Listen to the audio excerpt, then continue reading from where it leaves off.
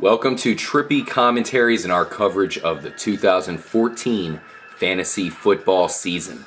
Today we're going to talk about the Green Bay Packers, led by Aaron Rodgers, who looks healthy. He has a great trio of receivers to throw to. Jordy Nelson, Jarrett Boykin, and Randall Cobb is back.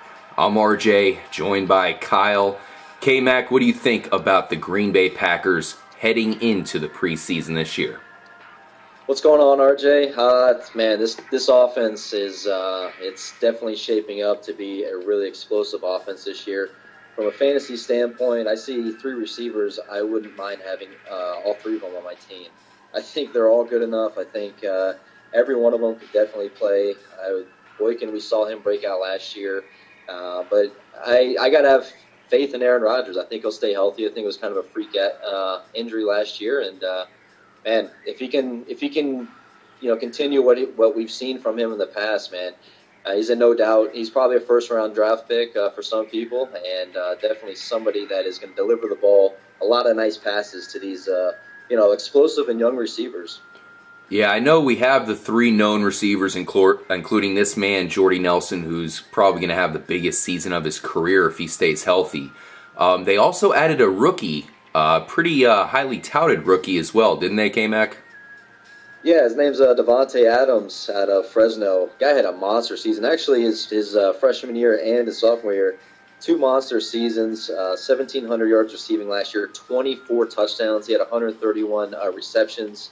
Wow. Really made Derek Carr, probably bailed him out of a lot of situations. Obviously, they had a good connection there at Fresno. From what I'm hearing coming out of training camp is they really like Devonte Adams. They're saying that he's giving Boykin a run for his money for that number 3 receiver spot. So this is going to be interesting to see what happens in preseason. Yeah, he's one of those wide receivers that would have been drafted higher had it not been for such the impressive receiving crew coming into the year as it was. Of course, a lot of these rookies are big names. Guys like Jordan Matthews were kind of hidden. People didn't even talk about because you had Sammy Watkins, Mike Evans, and a ton of other guys that were taking up all of the hype. Even Brandon Cooks, I felt, is going under the radar. He falls right to the Saints. Are you kidding me? But getting back to the Packers, let's start off with the guy you see right there raising his arms after throwing a touchdown pass to Jarrett Boykin. Aaron Rodgers. Kyle, I know we've already talked about him a couple times. We have him as our number 2 ranked quarterback heading into the season, which is a little bit, risky considering you have Drew Brees, who's money right behind him. Yeah. But how do you view Aaron Rodgers heading into the season? Like I was mentioning earlier, I mean, before he got injured last season and when he came back, he was lights out, man. He had 17 touchdowns, 6 interceptions. He threw for 2,500 yards, which was still, good in the amount of time he played. He had an 8.7 yard per reception average, which is, that's ridiculous. I mean, you're averaging 8.7. He's got an amazing receiving core. He did that without Randall Cobb, pretty much Jordy Nelson, slew of other receivers getting in there. But he really did it without his main, kind of playmaker, which he's going to have now. Yeah, for sure. And we saw it when Randall Cobb was in there for, not that much time. But when he was in there, Aaron Rodgers was definitely looking for him with that big play. That play where, of course, a lot of times it was play action. Something to get him in some open space. Because those plays a lot of the times win you the games. And I thought it was an excellent performance from Aaron Rodgers as far as a gutty performance. I mean, he had to come back after the Packers had pretty much fallen off. They'd lost a lot of games here. It wasn't like seasons prior where they kind of were able to pull off some wins without Aaron Rodgers. In this situation, they were really struggling. He came back, barely got him into the playoffs. I had them picked for a Super Bowl run. Unfortunately, they didn't last too long in the playoffs there, but it shows you what kind of run they can go on this season.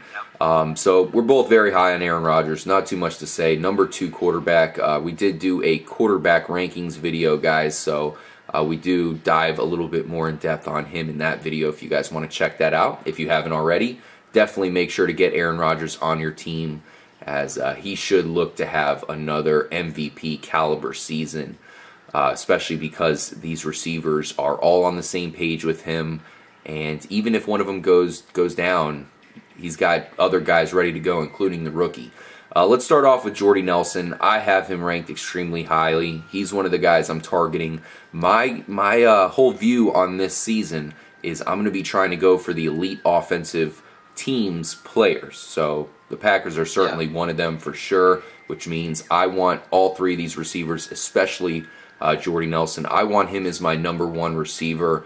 I'm extremely optimistic about him this year because he's the #1 threat. There's no other Greg Jennings or anybody like that to worry about. I know you had that last season, but this year hopefully we'll see a full season out of Aaron Rodgers. I think Jordy Nelson is upper echelon. Kyle, I'm sure you agree. I definitely agree. I mean, his only real competition for getting a lot of receptions last year was James Jones, which obviously he's been traded off, or he's actually been he was dropped and picked up by somebody else. So, Jordy Nelson last year, I mean, a 15.5 yards per catch average. That's ridiculous, ridiculously high. If you look at their top 4 receivers last year, they all had double-digit average on yards per reception. So these guys are all playmakers. Every time they catch it, they're downfield. A lot of downfield strikes from Aaron Rodgers. Matt Flynn had a little to do with it, but those numbers are pretty much juiced up there from the time that Aaron Rodgers played. And Jordy Nelson, he's their #1 man. He's Aaron Rodgers' boy. They have a great connection together, and it's this guy every year. If he stays healthy, he is always a consistent receiver, always very good, and scores a lot of touchdowns too. Yeah, I think if you see him have the season that I think he's going to have, I'm talking about top 5 here, the A.J. Green style season, something like that, where he blows up and people start to realize that this guy is a potential Hall of Famer here. If the Packers can make another Super Bowl run, he's a guy that needs to get more attention just overall in the big picture, as I feel like he's great. We should mention that so far, from what we're hearing out of training camp, is he's playing absolutely out of his mind. He's making a lot of plays. The next guy we're going to talk about, Randall Cobb, there's been a little bit of negativity coming out about him, but I have to think a player that Aaron Rodgers likes so much and a guy that has such great hands, he's going to get back into the groove, and Rodgers is going to be trying to find him, Kyle. Yeah, I agree with you. I don't really buy into that, what I heard today as well, with him potentially struggling. I think it's a guy who's, trying to fully recover from injury, probably taking training camp a little easier just because he wants to reserve himself for the season. I'm sure the coaching staff kind of probably feels the same way. This guy's a game changer, man. I mean, we've seen instances last year and the year before that of Randall Cobb just looking absolutely unstoppable. I mean, you can do end arounds with him, you can do screen passes, he can go deep, just a straight threat when he gets the ball. So this is a guy that, the only thing with Jordy Nelson is this guy could, if he stays healthy, eat into some of Nelson's receptions. I think all these guys, like I said, they're going to put up big numbers. So I agree with you, Nelson. I have him kind of a top 10 receiver, probably not as high as top 5. Just because of the competition. A lot of these other guys are going to be getting receptions, but, I mean, like we've said, with Aaron Rodgers being healthy, it's, the sky's the limit on what any of these guys can do this year.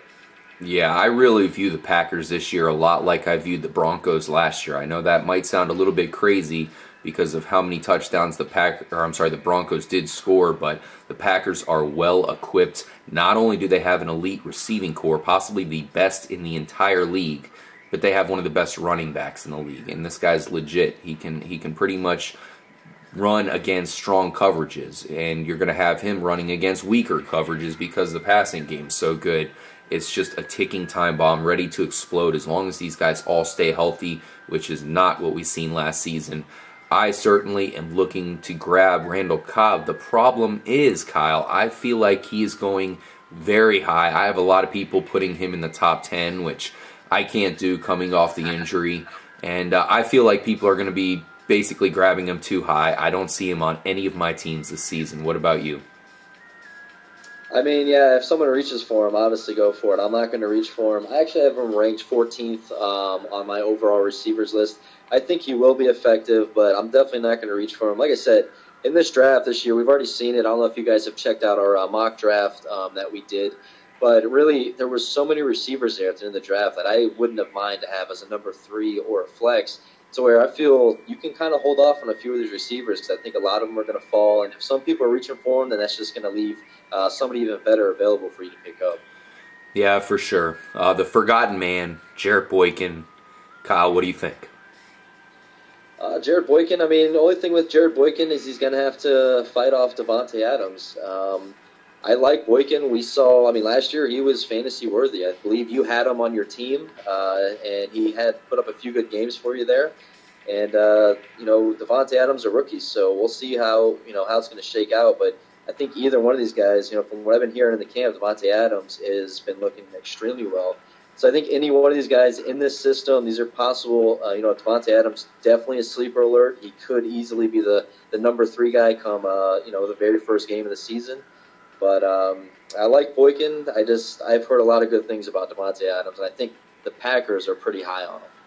Yeah, and I would be too. He was one of those guys I was looking our hometown team, the Tampa Bay Buccaneers, to grab pretty low. Instead, he goes to the Packers, which is a huge weapon for them now. Probably going to take a little bit of time to adapt, especially to the Packers system. I know Aaron Rodgers he's one of those quarterbacks that's going to want to be completely on the same page as his receivers. And the fact that he's got that veteran crew that he knows he can trust might take Devonte a little bit longer than some people think. I'm pretty high on Jarrett Boykin as far as, when we saw Randall Cobb go out last year, you saw Boykin come in and fill that role almost to a T. This is something we got to talk about for 2 reasons. Number 1, I think he's going to be a good receiver, definitely target him. But number 2, if for any reason Randall Cobb does not play as good as we've seen in the past, if this play that we've heard, that he's not playing as good as the other receivers, if that actually goes into the season, which we're not predicting at all, but if it does happen, Boykin is a very capable backup. So that's just something to mention. Definitely target Boykin, guys. He's pretty much forgotten at this point. You're going to be able to get him super low, and I think he can be productive even with the other receivers doing good around him. He's just one of those playmakers. He's one of those guys the Packers can use in a lot of different ways. Kyle, would you draft Jarrett Boykin, or are you pretty much just ignoring him to grab the impressive rookie there? No, I mean, like I said, I wouldn't mind having any of these guys on my team. I would definitely take Boykin as a definite flex position. He'd be great for it. Like I said, either one of whoever's the top 3 starters. I mean, they're going to go 4 wide a few times. They do have a few tight ends here that they're looking to do some double tight end sets, having a few of their guys line up in the slot, but. I mean, I think all these guys are going to get receptions, and they're going to have a chance to score touchdowns because what I've been seeing from the Packers with Lacy, that dominant run force that they can provide now, they're going to be doing a lot more play action, and that's all your home run shots. So they're shooting, trying to score on you. If that's not open, I'm sure something underneath's open, and that's when you have guys like Nelson that are just eating up receptions, eating up yards, getting 10, 15-yard catches every time from just running a simple dig route. And you got Cobb, Boykin, or Devonte Adams going over the top, so the safety's got to drop deep. So it's this team, I would buy in any of these Green Bay Packer players because they're all going to put up a lot of fantasy points this year. Yeah, you're kind of touching on a point that I kind of wanted to get into, which is, would you mind having multiple Packers on your team? Because, of course, I'm going to say, no, I want to have multiple Packers. I wouldn't mind having Jordy Nelson and the running back Eddie Lacy on my team together. I think it's one of those teams you can actually, afford to grab multiple players because there's not going to be too many cases as long as Rodgers is healthy where they don't score. So it's perfectly okay. In fact, they're a much better bet to score than some of these other more random teams like the Bears and possibly the Vikings who are in their division there. So I know the answer. You're going to say, hell yeah, I'll take them all. But a lot of people are going to have multiple Packers just because of how many names they do have. Sounds to me like you could care less about having 3 or 4 Packers on your team. Now, RJ, one thing to point out, when you're in your draft, it's one thing that we're saying that we like these players, but you definitely don't want to reach for these guys. I feel a few of these guys are going to drop to you. I know you kind of want to get excited and think, well, these guys are going to put up points, but you might be picking a little ahead. You might be kind of reaching for them. I always look at a draft and I say, I'm going to take the best player available when it's my time to draft. The only time I can't do that is if I already have a position filled, but, with the way the draft works out, you really never run into that problem. Especially with receivers, because in our league we do 3 receivers. I don't know. I think most standard leagues might only do 2. Mm-hmm. We do 3 receivers, so I probably would take Aaron Rodgers, Eddie Lacy, Nelson, and Cobb on my team, and we would probably have a pretty damn good season. Oh, yeah. I agree 100%, man, for sure. So, yeah, definitely grab as many Packers as you want. I think it's one team you can really get away with because we don't recommend that a lot of times. Say, for example, if I get Vernon Davis and I get Crabtree, I'm probably going to avoid getting Kaepernick. You don't want to have the whole San Francisco offense, even though they are one of the better offenses in the league with a lot of weapons. Because and then the other side of that is they might be good for a game or two, but that one game where they get shut down, that's you're pretty much getting a loss that week, and that would suck. Yep, absolutely. So one more thing we do have to touch on here is the tight ends. Not too much to say. I do recommend just throwing out a flyer there on Brandon Bostic, I believe his name is, the tight end there. So, he might blow up. I know he's a former basketball player. So if you match up anybody with even a little bit of talent with Aaron Rodgers, he can make him into a star. And it's the player who's going to be in there. I know they also have the rookie. So it's probably a position you're going to want to throw a flyer on. We've seen time and time again, whoever the Packers tight end is usually fantasy viable, whether it be Jermichael Finley or even one of his backups. But I would throw a flyer on one of those guys. What do you think, Kyle? Yeah, I think Richard Rodgers could be a potential sleeper here for tight ends. We've already heard Rodgers come out and say a lot of good things about him. Obviously, they have him. These when they do the depth charts before preseason, these things they are what they are. A lot of guys that have been on the team previous are always ranked up higher. This is not a true statement of what it is. We've heard a lot of coaches come out and say, look, this is just initial. A lot of stuff can change between now and 4 weeks later when the season starts. So they like what they see in Richard Rodgers, but we've already seen Brandon Bostic. We saw him at the end of last year. He looked like a beast. I loved what I saw from him. So, and then you still got Andrew Corliss. We'll see what happens there, and then over the next 4 weeks here, but. I agree with you. I would go Brandon Bostic and then keep your eye on Richard Rodgers. He's not going to get drafted, so he's going to be in free agency, and just keep your eye out and check the news and see what's being said. And if there's anything that's being mentioned that's good about him, I would definitely scoop him up because he's definitely got talent. Yeah. Definitely, we've seen a lot of tight ends do good in this system. It's one of those positions they like to focus on. I feel like they've almost been using this guy here, Randall Cobb, and his backup, Jarrett Boykin, as a tight end in some situations, at least as far as the routes are concerned. So we'll see if they can find a really good tight end that they can feel confident using in their high-powered offense this year. That'll be certainly very interesting. Of course, one of their candidates is a rookie, so we'll see how long it takes for not only him, but the other rookie Adams to get acclimated into the Packer offense. So to just kind of finish up on this conversation, we're pretty much saying we recommend all of the Green Bay Packers, especially Aaron Rodgers. I think they're going to do very well this year. They had their bad luck season last year, so that's the main reason why I'm really getting behind them. Rodgers got injured. Randall Cobb got injured. Even Eddie Lacy didn't start off perfectly healthy. This is different this year. I think they got some juju building up, and I'm going to try to capitalize on that for my fantasy football season. We are forgetting about one other crucial fantasy member, and I feel I'd be disrespecting the position if we didn't mention it, but this guy has definitely won a few weeks for me before. Mr. Mason Crosby, their kicker. It's a kicker position, which don't mean shit really. But I tell you what, Mason Crosby has come through with some big kicks, and he's definitely puts up some points, and he's going to get a lot of extra points as well. Yeah, he's one of those kickers that we kind of saw fall off for a couple years for some reason, and then all of a sudden last year he was back to one of the top kickers. So it's really hard to predict. What the fuck? Who knows? I definitely would grab him though, as we saw him do good last year. He's in one of the best offenses. It's the same reason I grabbed Prater in Denver. These guys are going to have tons of opportunities to kick the ball through the uprights, of course, and score lots of points for your team. Thank you guys for joining us. Make sure to grab plenty of Green Bay Packers, and to all of your Packer fans, we definitely wish you guys luck. I'm a huge Packer fan myself, even though I'm here in Tampa Bay. I've been to Lambeau Field, done a tour of the stadium, and it's one of the best moments I've ever had as a football season. Green Bay is one of those teams I always pick for the Super Bowl, as a lot of other people do. I picked them last year. They didn't quite get it done. I'm not going to pick them this year, but I certainly think they're equipped, and I'm going to grab all the fantasy players from their team that I can. Kyle, thank you for dropping your knowledge, and what do you think about the Packers this year? They're going to make the playoffs, I could imagine. Yeah, no problem, RJ.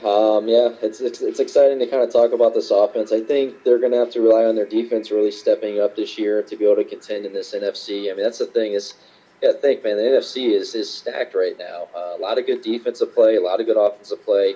So you really got to have an elite team to be able to move through the ranks in the NFC. I believe their offense is good enough. I'm not quite sold on their defense, and that might be the only downside. But definitely from a fantasy point of view, these are guys to look at. Like I said, don't reach for them. Let them fall to you. When they do, you're going to be able to definitely reap the benefits of this offense. Thank you guys for joining us. Make sure to stay tuned to our fantasy coverage leading up to the kickoff of the season. We got your back. Stay tuned, and more importantly, stay trippy, my friends.